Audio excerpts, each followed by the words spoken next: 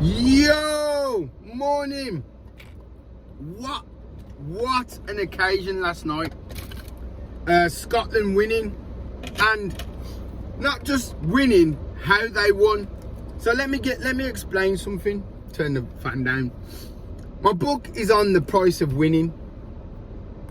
Now, Scotland last night, they knew they needed to win. No other result mattered. They needed to win. So look at the quality of goals that the Scotland scored. The reason being, if you're going to try an overhead kick, might as well try it in a game that you need to win. Because if you don't win and you lose, then you've gained nothing. So the time to do these things is then. The time to show your skill is then. This is what I'm talking about when I'm saying the price of winning. The price of winning is completely different. Now, if Scotland had approached that game, let's try and be tight, let's try and any other tactic other than go out there and do everything you can to win. And this is what I keep saying to people, like the people who think that it's a process. Sometimes you have to play out of your skin. Sometimes you have to go out there and give everything. Leave nothing behind. Leave no stone unturned. Leave no leave no calories left in the body. Absolutely give everything. And that's what Scotland did last night. And even when it went 2-1 to Scotland, and then fucking hell. And then sorry, some geezer just pulled out on a roundabout. And then Robertson just gave away. He's trying to put a ball in a box and it was nowhere near. And I was just like, let's try and watch Kelly Brook on I'm a Celebrity. And what happened was, I thought, nice. Kelly Brook had a full t-shirt on, so there's no point watching. So anyway, I turned it over and went back, and it was 2-2. And I was like, for goodness sake. But then continued watching, and oh my gosh, what a result, what a game. Now, Scotland, look, we all know my favourite countries. I've said it before loads of times on the channel. Scotland, Italy, France, Jamaica, Japan. And South Africa if you're throwing in a sixth. I could leave Italy and have South Africa. So they're my top 5 countries. Anyway, I love Scotland because Scottish people are basically white Jamaicans. The way that they process information, the way they attack things, the way they make sense of things is very Jamaican-like, which is why I was happy that Scotland make it. Now, let me just quickly jump over across the Atlantic to Jamaica. Jamaica drew last night, and they drew with Curacao, the smallest island in the Caribbean.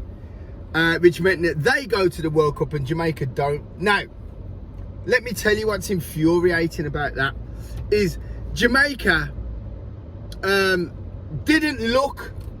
See, Jamaicans can't run a bath. Some of them, and some of the people who make these decisions, couldn't run a bath. And as a result, they've managed to employ Steve McLaren. Now, Steve McLaren, don't get me wrong, is a brilliant coach. And when I've watched him coach, one of the best coaches I've seen. But he's not a brilliant manager. As a result, Jamaica didn't win last night. So Jamaica aren't at the World Cup. Which is crazy.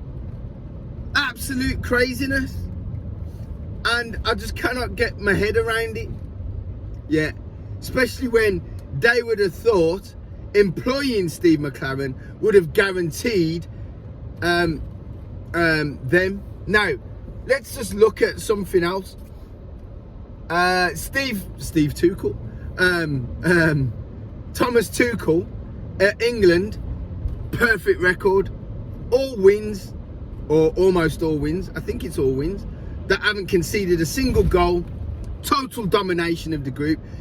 He couldn't have done anything more other than potentially score a few more goals. Yeah, he couldn't have done any more in an amazing qualifying campaign. Now, obviously, the work to do is when we actually get to the World Cup, but he couldn't have done any more. Now, in even employing Steve McClaren, we yes, the players might be a bit better coached, but in terms of bloody achieving the task of getting to the World Cup, failed miserably, and honourably he left. And I'm hoping he hasn't taken any money from the Jamaican FA. But I purposely, I've raised thousands of pounds for Jamaican sport, Jamaican tennis, Jamaican netball, and Jamaican women's football.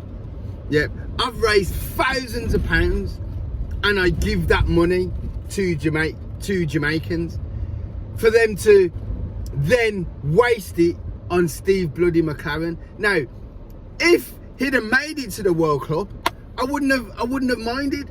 But